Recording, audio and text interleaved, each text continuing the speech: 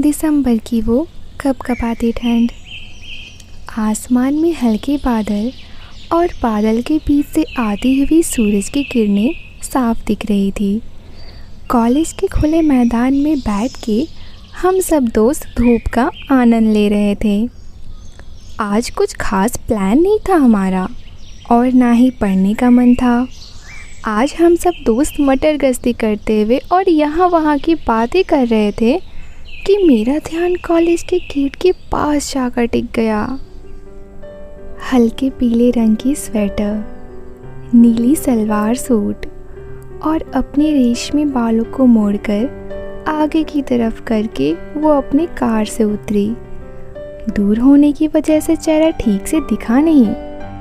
चेहरे पर गिरती हुई हल्की धूप, लेलार की लाल बिंदी और उसके होठ से लगी लाल लिपस्टिक गजब की खिल रही थी। जैसे जैसे वह मेरे नज़दीक आती गई उसका चेहरा साफ होता गया और मेरी आँख खुले की खुली रह गई। अरे ये तो मीरा है, मैं मन ही मन चिल्ला के बोल पड़ा। मीरा मेरे स्कूल के वक्त से सबसे खास दोस्त रही है। मैं मीरा को कई बार प्रपोज कर चुका था, लेकिन वो कभी इसका जवाब साफ साफ दी ही नहीं थी। वो ना तो इनकार की थी और ना ही कभी हामी भरी। बस हर वक्त वो मुस्कुराकर टाल देती और यही तो कारण था कि मैं उससे सिर्फ दोस्त मानता था। लेकिन मेरे दोस्त उसकी मुस्कान देखकर हमेशा कहते कि मीरा भी तुम्हें प्यार करती है। अब भगवान जाने ये बात सच है कि नहीं, लेकिन आज मीरा को इतनी सजी सवरी देखकर मैंने भी ठान लिया कि आज उससे जवाब लेकर रहूँगा। मैदान में बैठे बैठे ये सब सोचने पर पता ही नहीं चला कब 12 बज गए और लंच ब्रेक का समय हो गया। लेकिन आज मुझे भूख नहीं थी। कॉलेज के कैंटीन में मीरा कान में हेडफोन लगा के कोई इंग्लिश सॉन्ग सुनते सुनते अपना खाना खा रही थी। मैं सोचा यही सही वक्त है उससे बात करने का। मैं गया और उसके पास वाले कुर्सी में बैठ गया। वो मुझे देखकर अपना हेडफोन निकाल दी और बोली, कहाँ था सुबह से राज? मैंने बहाना बनाते हुए बोला, ज्योग्राफी का प्रोजेक्ट कर रहा था यार, कल लास्ट डेट है सबमिशन का। मीरा अपना सर हाँ में भरी और खाना खाने लगी। मौका मिलते ही मैंने मीरा को बोला, मीरा मैं तुमसे एक बात पूछना चाहता हूँ। मीरा मेरी तरफ देखी और बोली, पूछ। मैं अपनी आवाज़ दबा लिया और उससे वो बात पूछने ही जा रहा था कि वो मेरी बात को काटते हुए बोली, रुक, आज तो कुछ नहीं बोलेगा, सिर्फ मैं बोलूँगी। ये बात उसके मुंह से सुनकर तो मेरी धड़कन और तेज हो गई। पूरे शरीर में मानो जैसे कि कोई बिजली दौड़ रही थी।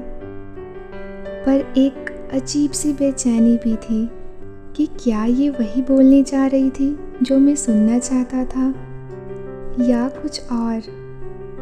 मेरे मन में उस वक्त हजारों सवाल घूम रहे थे।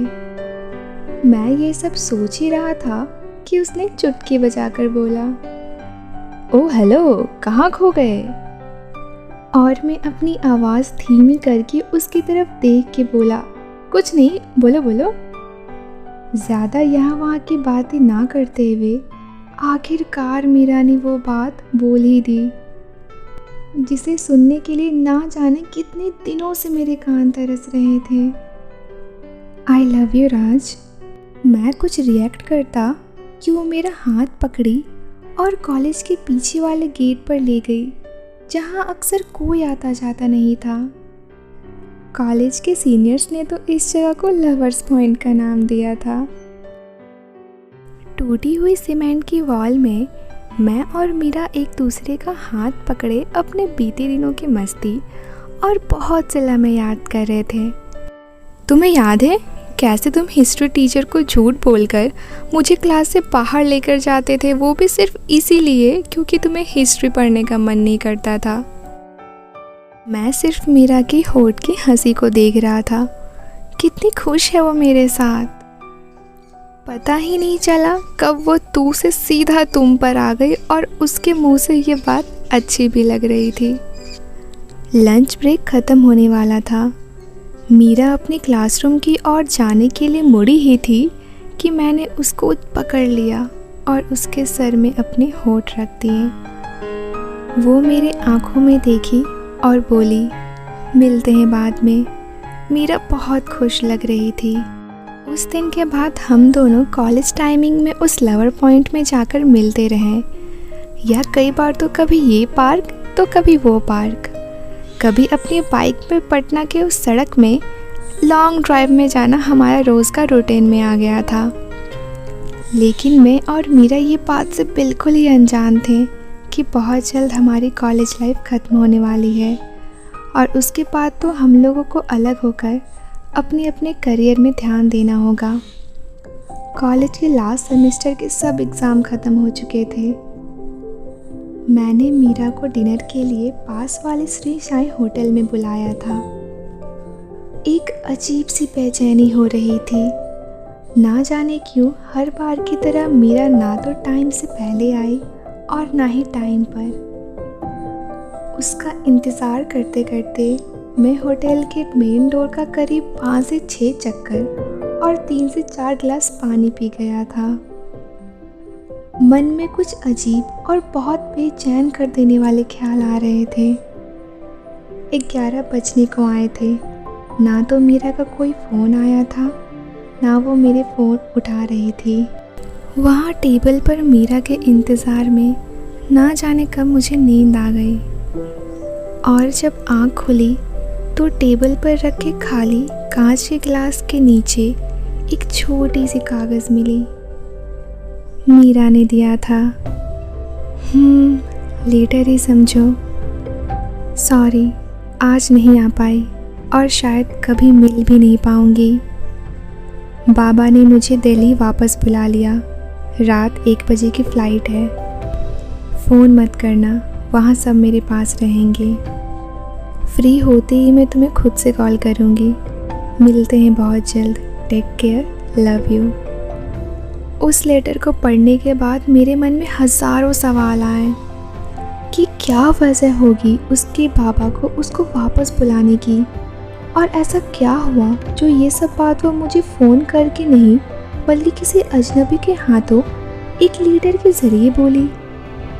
मेरे मन में ऐसे सवाल थे जिसका जवाब या तो मुझे कभी नहीं मिल सकता था या तो मीरा के पास जाकर ही मिलता। मुझे ये भी पता था कि मीरा का अब कभी कॉल नहीं आने वाला। कई दिनों तक कुछ करने का मन नहीं कर रहा था। बस यूं ही सोचता तो कभी उदासी में उसके तस्वीर को निहारता रहता था या कभी उसके दिए हुए लेटर को दोबारा पढ़ता। ये थी अब तक की कहानी। आगे की कहानी सुनने के लिए हमारे चैनल को लाइक, शेयर एंड सब्सक्राइब करना ना भूलें और दिलचस्प कहानियाँ सुनने के लिए जुड़े रहें हमारे चैनल के साथ फ्लॉलेस स्टोरीज़। तब तक के लिए बाय बाय, टेक केयर।